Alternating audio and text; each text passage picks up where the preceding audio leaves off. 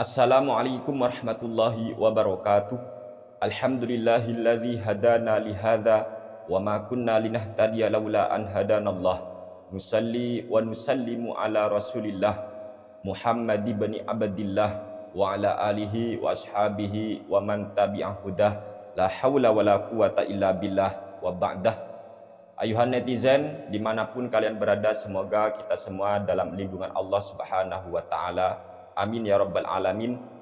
Pada kesempatan kali ini kami sangat bersyukur kepada Allah Azza wa Jal yang telah menunjukkan kebenaran terhadap salah satu ustadz sanjungan kaum Wahabi. Beliau alhamdulillah sekarang lebih terbuka, cara pandangnya lebih luas. Orang itu biasanya keras kepala disebabkan kebodohan. Orang itu bodoh biasanya kurang bahan bacaan. Dan alhamdulillah sekarang salah satu ustadz sanjungan kaum Wahabi mungkin sudah lebih luas bacaannya, lebih memperbanyak lagi referensi-referensi para ulama.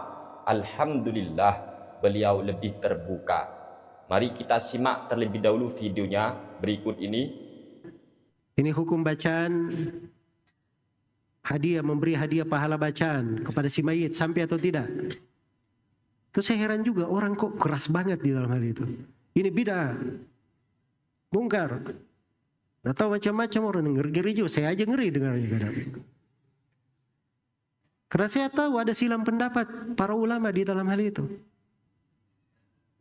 Iya, itu bahkan Syekhul Islam Ibnu Taimiyah berpendapat sampai itu.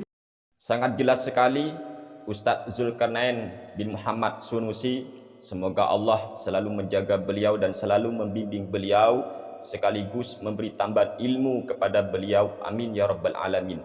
Sangat jelas sekali beliau menunjukkan kejengkelannya, bahkan merasa miris lah istilahnya ya, ketika mendengar atau mengetahui ada orang-orang yang sangat keras kepala menuduh bid'ah, menuduh sesat, bla bla bla dan semacamnya terhadap hukum-hukum fikih yang masih terjadi perkhilafan, ikhtilaf, perbedaan pendapat di antara para ulama. Akan tetapi mereka itu senangnya menuduh bid'ah, apalagi hanya bermodal referensi yang sangat minim. Beliau ini sangat merasa kesal ya dengan dakwah-dakwah yang semacam itu. Mereka tidak mengetahui bahwa memang ulama masih terjadi perbedaan pendapat. Bahkan kata beliau, Syekhul Islam Imam Ibnu Taimiyah, beliau justru mengatakan pahala bacaan Al-Quran itu akan sampai kepada mayit. Dan memang nyatanya, faktanya, Syekhul Islam Imam Ibnu Taimiyah yang sangat disanjung oleh kaum Wahabi, beliau sangat tegas di dalam kitabnya yang bernama Majmu'ul Fatawa. Apa kata Imam Ibnu Taimiyah dalam kitab tersebut?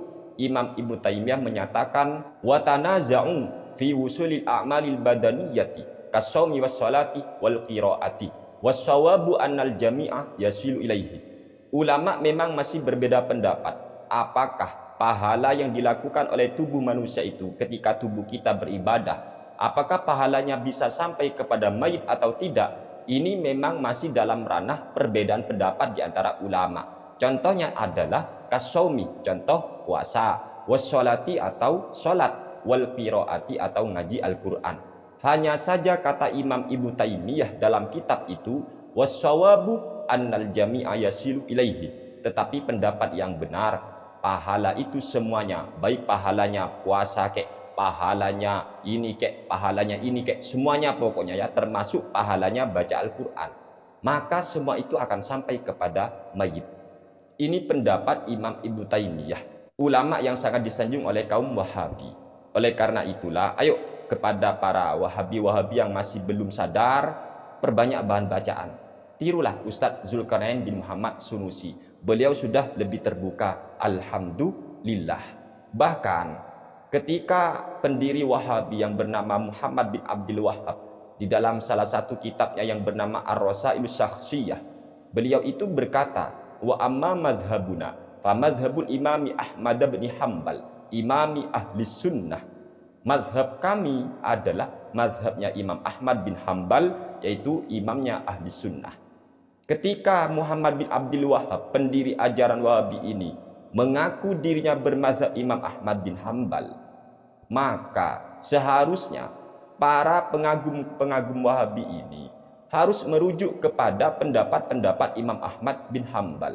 Dan ternyata pendapat Imam Ahmad bin Hambal yang sudah banyak dijelaskan oleh ulama-ulama Hanabilah, bahkan dikutip juga di dalam pendapat-pendapat atau di kitab-kitab ulama-ulama Syafi'iyah, ya contohnya adalah Hasyiah I'anati Talibin, punya kami di terbitan Darul Kutubil Ilmiyah atau DKI, tepatnya di juz kedua. Silakan bagi teman-teman yang punya, monggo dilihat sendiri. Di sini dijelaskan pada halaman 237. Wa anil imami Ahmad bin Hambal annahu qala idza dakhaltumul maqabira faqra'u bi Fatihatil kitabi wal ikhlasi wal muawwidhataini waj'alu thawaba dzalika li ahlil maqabiri fa innahu yasilu ilaihim. Diriwayatkan dari Imam Ahmad bin Hambal rahimahullahu taala, amin ya rabbal alamin, bahwa beliau berkata, apabila kalian umat Islam memasuki pekuburan ataupun ziarah kubur, maka bacalah surat Al-Fatihah, baca juga surat Al-Ikhlas, baca Al-Mu'awwidhatain, baca Qul a'udzu birabbil falaq dan Qul a'udzu birabbin nas. Baca itu. Waj'alu thawaba dzalika li ahlil maqabiri, dan berikan, jadikan, hadiahkan pahala bacaan Al-Quran itu untuk penduduk kuburan. Fa innahu yasilu ilaihim, sebab pahala bacaan Al-Quran itu akan sampai kepada penduduk kubur. Ini pendapat Imam Ahmad bin Hambal yang sudah dikutip di dalam kitab I'anatul Talibin maupun kitab-kitab yang lain. Oleh sebab itulah kami sarankan kepada para YouTuber Wahabi ataupun ustadz-ustadz sanjungan kaum Wahabi, perbanyak lagi bahan bacaannya, perbanyak lagi bahan referensinya, perbanyak lagi literasinya. Agar apa? Supaya kalian itu tidak keras kepala. Wong madhabnya kalian sendiri yang ngomong bahwa pahala bacaan Al-Quran itu akan sampai.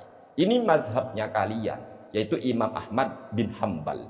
Dan insya Allah kami akan juga mengupload video yang nanti membongkar isi kitab yang dikarang oleh ulama sanjungan kaum Wahabi.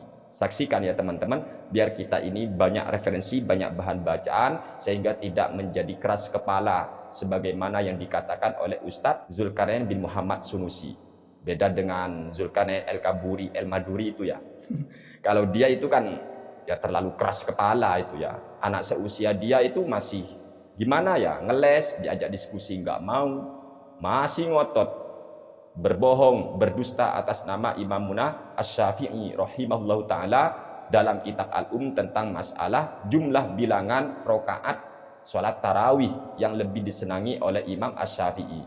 Wong sudah berkali-kali saya katakan, Imam Asy-Syafi'i itu lebih senang sholat tarawih qiyamul Ramadan dilakukan sebanyak 20 rokaat. Hal itu berdasarkan riwayat daripada Sayyidina Umar Ibnul Khattab, dan juga di kota Mekah dilakukan sholat qiyamul Ramadan atau tarawih sebanyak 20 rakaat, kemudian witir 3 rakaat. Itu jelas di kitab Tetapi kitab itu dipelintir oleh Zulkarnain El-Maduri, El-Kaburi itu ya. Diajak diskusi kagak mau. Maunya dia itu apa? Allahu a'lam teman-teman. Yang jelas kami kasihan kepada umat, utamanya orang awam yang percaya kepada orang-orang yang kurang bahan bacaan, bahkan tidak bisa memahami kitab yang mereka baca sendiri, akhirnya ngawur, lalu dipercaya, dibela-bela, padahal yang dia bela itu diajak diskusi selalu ngeles. Ayo kalau nggak percaya buktikan aja, ayo buktikan, tunjukkan, ayo. Zulkarnain ya, Zulkarnain El-Kaburi maksudnya ya, Zulkarnain siapa itu, El-Maduri, El-Kaburi itu.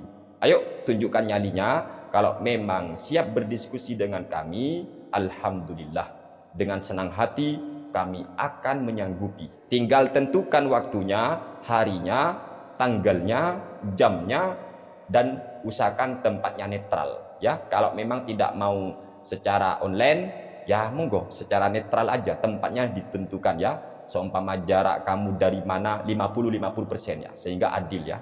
Ayo tentukan aja ya. Gak usah ngeles tok ya, gak usah nyerotos di YouTube tok, tunjukkan nyalinya untuk diskusi. Tiru dong Zulkarnain El-Kaburi ya, El-Maduri, tiru dong Ustadz Zulkarnain bin Muhammad Sunusi. Beliau lebih terbuka daripada Anda, lebih terbuka wawasannya sudah ya. Alhamdulillah. Semoga apa yang kami sampaikan bermanfaat untuk kita semua. Amin ya rabbal alamin. Kurang lebihnya mohon maaf yang sebesar-besarnya. Hadanallahu wa iyyakum ila siratihil mustaqim. Assalamualaikum warahmatullahi wabarakatuh.